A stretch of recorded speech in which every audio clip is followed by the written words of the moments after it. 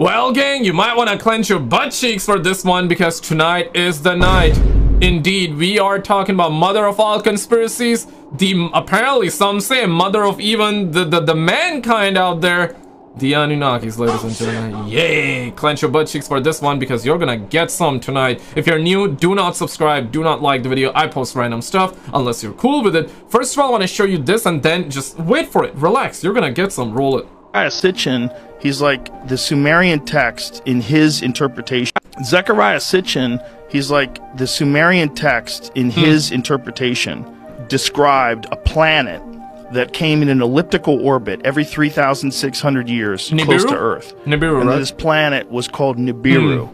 And that this planet, that there's these creatures on this planet called the Anunnaki. And that human beings were the product of accelerated evolution. So the Anunnaki came down here when we were basically lower primates in the jungle, and they experimented with our DNA and turned us into what we are now. That is the conspiracy theory, ladies and gentlemen, with this information in hand. Let's get down to it! Shout out to the homie, the Y-Files. I want to show you a very short clip, and then there's another one. Yes, you're gonna get some tonight, right? Roll it. Shall we meet defiance with tyranny, or can we forge a new destiny together? The Ajiji could not return to the mines, and Enki knew this. They would continue to rebel. But someone had to work the mines and do all the labor a large city requires. So Enki had an idea. Yeah, in the sapiens, forest right? were ape-like hominids. They had large brains, walked on two legs, and could use simple tools.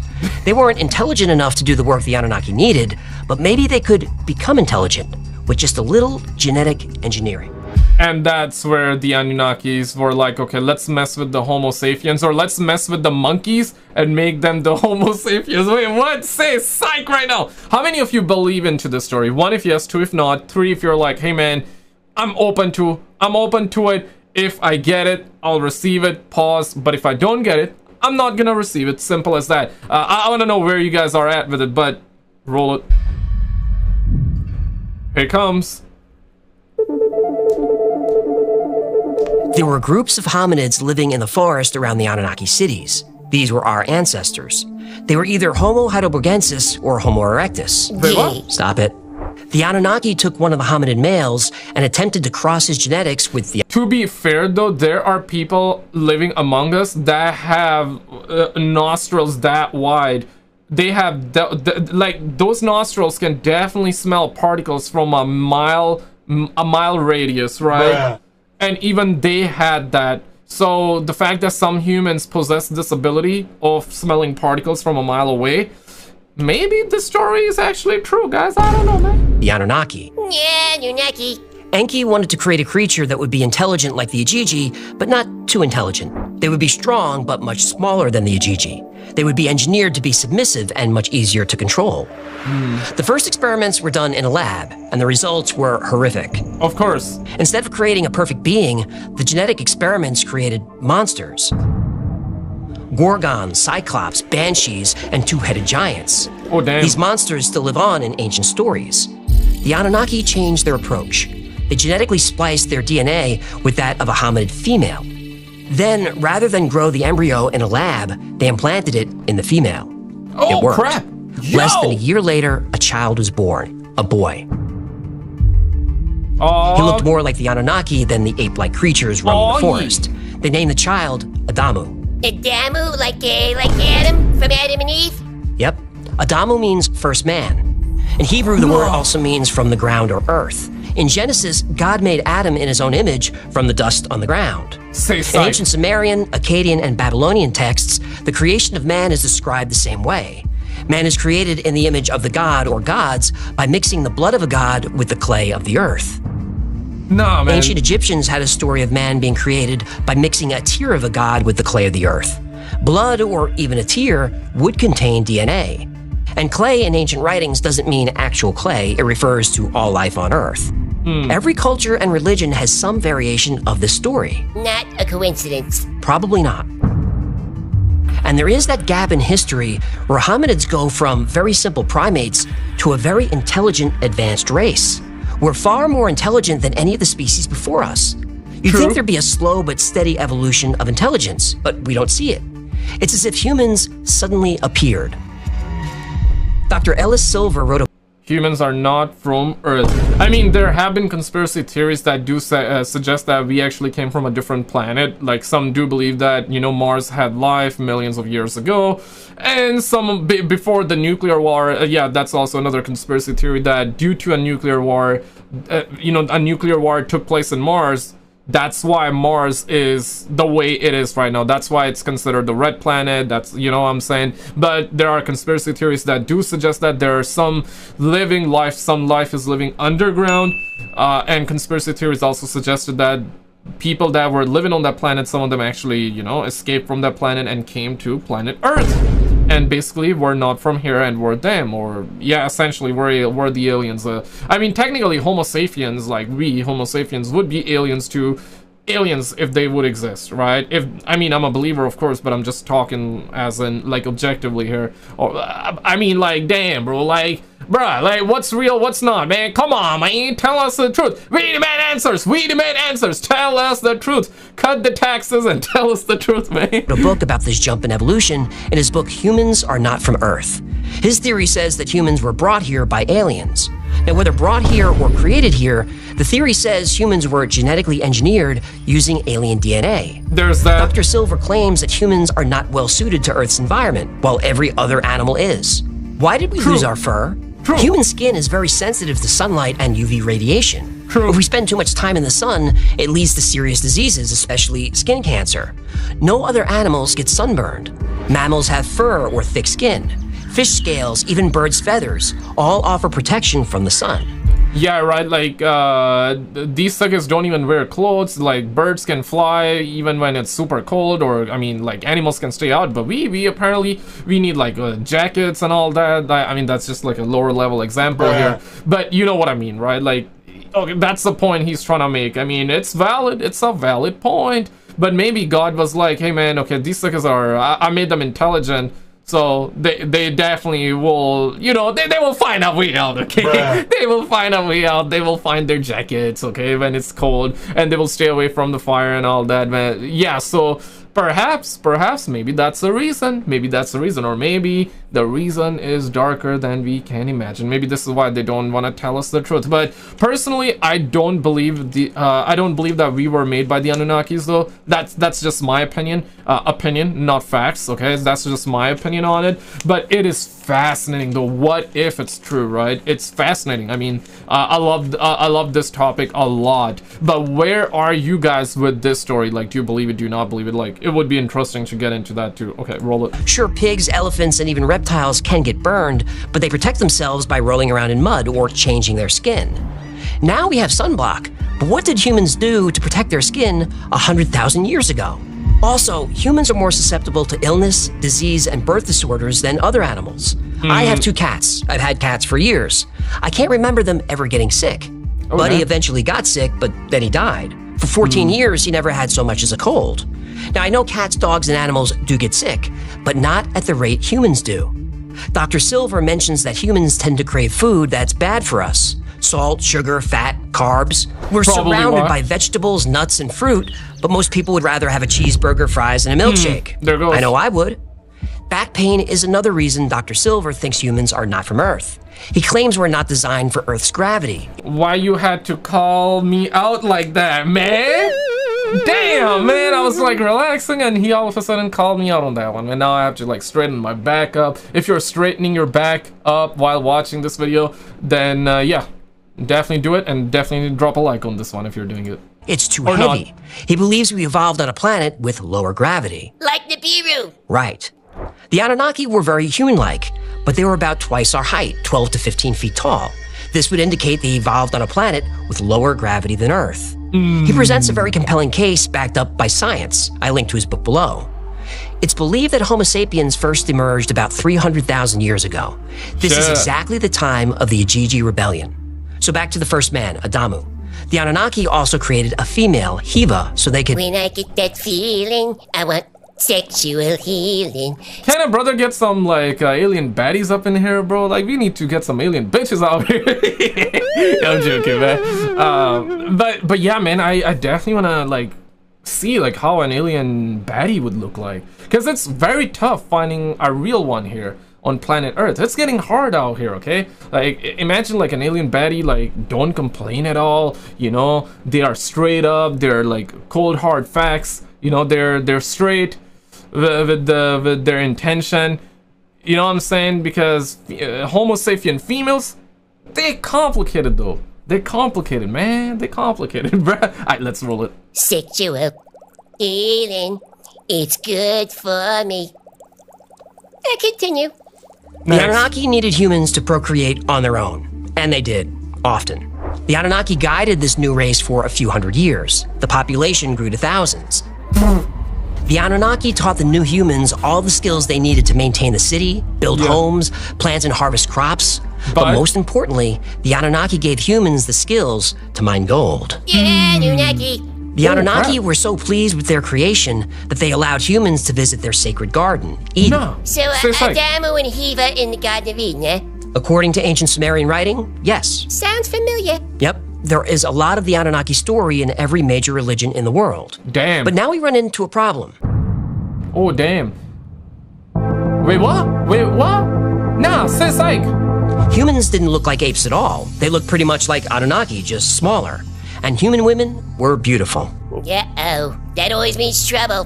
One of these women caught the eye of Enki, the Anunnaki ruler of the city Eridu. Yeah, and there it is. Hey, Enki, her eyes are up here. But relationships between Anunnaki, Ajiji, and humans were strictly forbidden. Don't sleep with the help. Oh, come on, that's rude. I'm serious. You get in trouble when you party with your employees.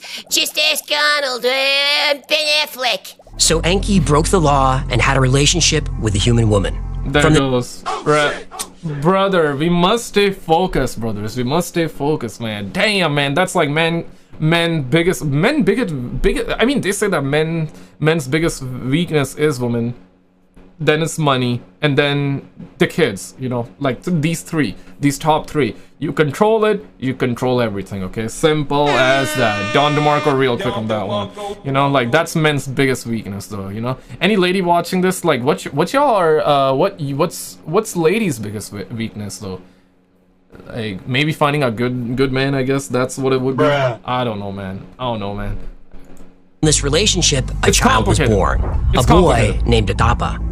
Until now, humans were very simple, docile beings. Intelligent enough to do the work the Anunnaki needed, but not intelligent enough to complain about it. The birth of Adapa changed everything. He was part human, part Anunnaki. He was extremely intelligent. He married a woman named Atiti. Atiti? Atiti. What'd I say? From the family of Adapa began a new line of highly intelligent humans, and they started asking questions.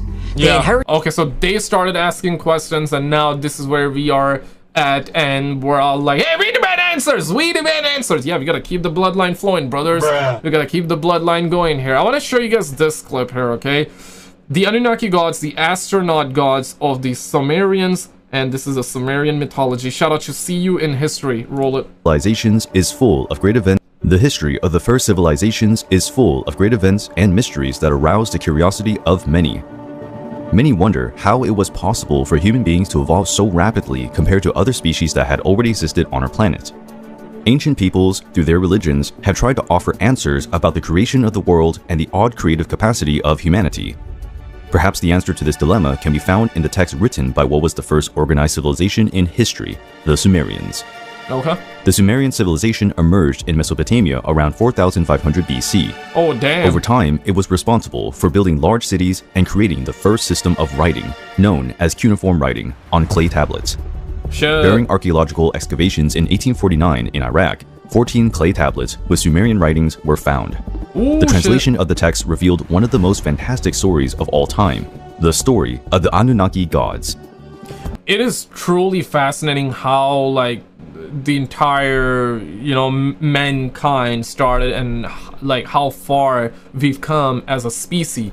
Because, you know, in the early 1900s, yeah, like, this is one of those examples that people always drop. Like, for example, if you were to show a modern day phone to somebody back in the 1900s, oh, they would be like, hey, you're the alien, right? They would be like, that's dark magic, or whatever crap that you can think of right now. They would be like, yo, that's absurd, that's like black magic. Oh, they might even start avoiding you like the Black Plague, right? They might think there's something wrong with you, man, something wrong with you. So just thoughts like that are just insane, right? Because back in the 1900s, I mean, surely, like, the way we're accelerating in terms of technology, and it's crazy, but back in the 1900s to, let's just say, the 2000, we advanced like crazy. But from 2000 to 2025, it's even faster than like the entire century prior, because they say, and I know like this is something that's gonna be debatable, I see you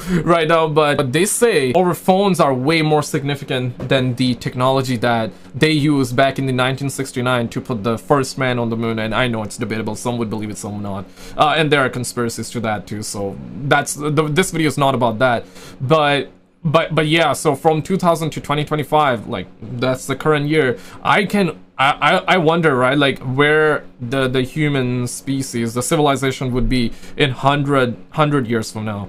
I mean, maybe we're not, yeah, we're not gonna be around, it's not a maybe. Or perhaps we're gonna, let's just say in 10 years from now, 20, maybe even 50 years from now, we're gonna develop something else that would, I guess, make it so our life expectancy can get extended, or can extend the life expectancy, and maybe because of that we can live maybe another 100 years or something like that. Yeah, that would be crazy, but I can only imagine where we will be 100 years from now.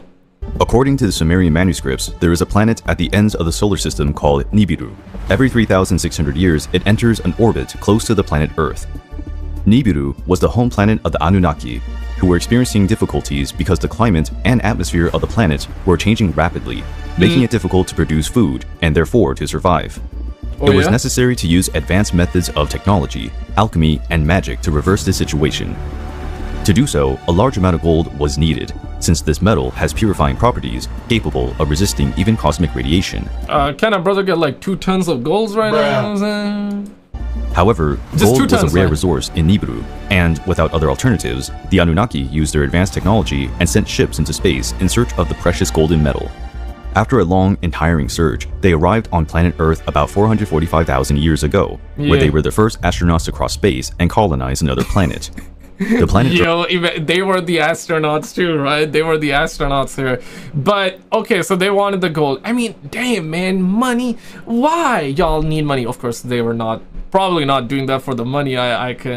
But if they were doing that for money, oh hell, bro, what the hell? Earth was inhabited only by wild animals such as mammoths, saber-toothed tigers. The planet Earth was inhabited only by wild animals such as mammoths, saber-toothed tigers, and some apes. The Anunnaki settled in Mesopotamia and built a wonderful city called Eridu.